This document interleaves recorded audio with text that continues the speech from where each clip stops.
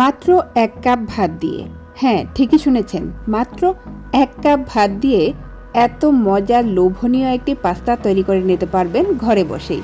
তাহলে কথা না বাড়িয়ে চলুন সরাসরি রেসিপিতে চলে যাই। আমাদের লাগবে ভাত এবং সেদ্ধ আলু। তো আমি এখানে নিয়ে নিচ্ছি 1 কাপ ভাত আর নিয়ে নিচ্ছি সেদ্ধ আলু। আমি এখানে 2টো আলু সেদ্ধ করে নিয়েছিলাম। তো আমি একটি ব্লেন্ডার জারে এগুলো দিয়ে দিচ্ছি আর দিয়ে দিচ্ছি 1 কাপ পানি। এখন ভালো করে ব্লেন্ড করে পেস্ট করে নেব।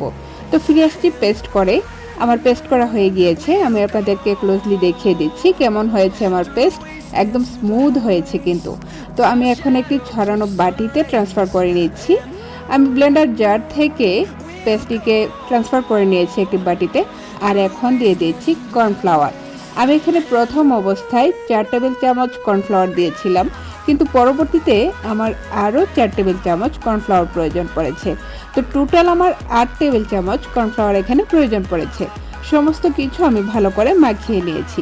আমার ডো রেডি হয়ে গিয়েছে। আর এখন আমি সরাসরি চলে গিয়েছি রান্নাঘরে চুলায় একটি প্যান বসিয়ে দিয়েছি। পরিমাণ মতো পানি দিয়ে সেখানে দিয়ে দিয়েছি সামান্য পরিমাণে রান্নার তেল।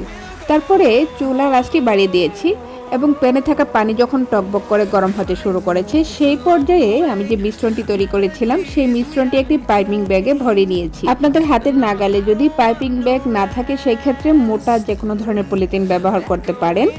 লবণের কাগজ অথবা চিনির যে কাগজ আছে সেই কাগজের মধ্যে আপনারা ভরে নিতে পারেন।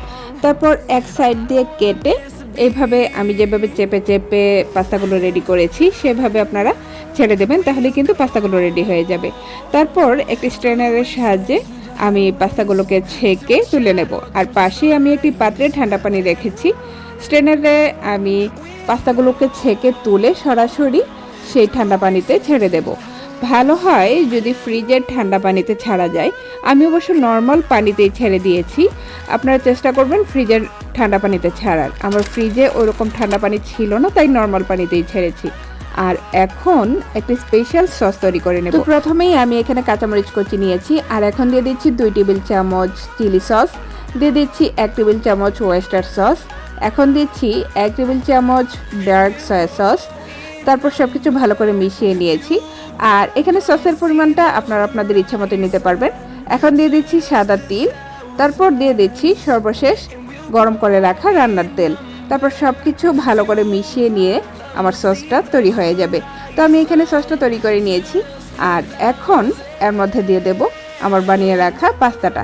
তো পাস্তাটা এখন বানিয়ে নিলেই আপনারা দেখবেন যে কি সুন্দর লোভনীয় একটি কালার চলে এসেছে।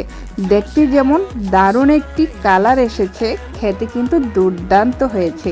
শুধু দেখতেই সুন্দর না, খেতে কিন্তু দারুণ হয়েছে। আর একবার যে এই পাস্তা খেয়েছে সে বাজারের পাস্তা খাওয়া ভুলে যাবে।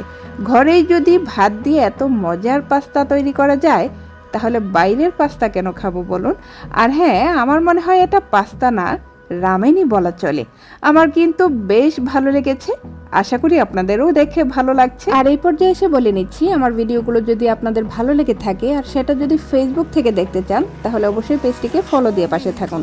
আর যদি ইউটিউব থেকে দেখতে চান তাহলে চ্যানেলটিকে সাবস্ক্রাইব করে পাশে থাকুন। তাহলে দেখা হবে পরবর্তীতে নতুন কোনো ভিডিও নিয়ে। সেই পর্যন্ত ভালো থাকুন সবাই। আল্লাহ হাফিজ।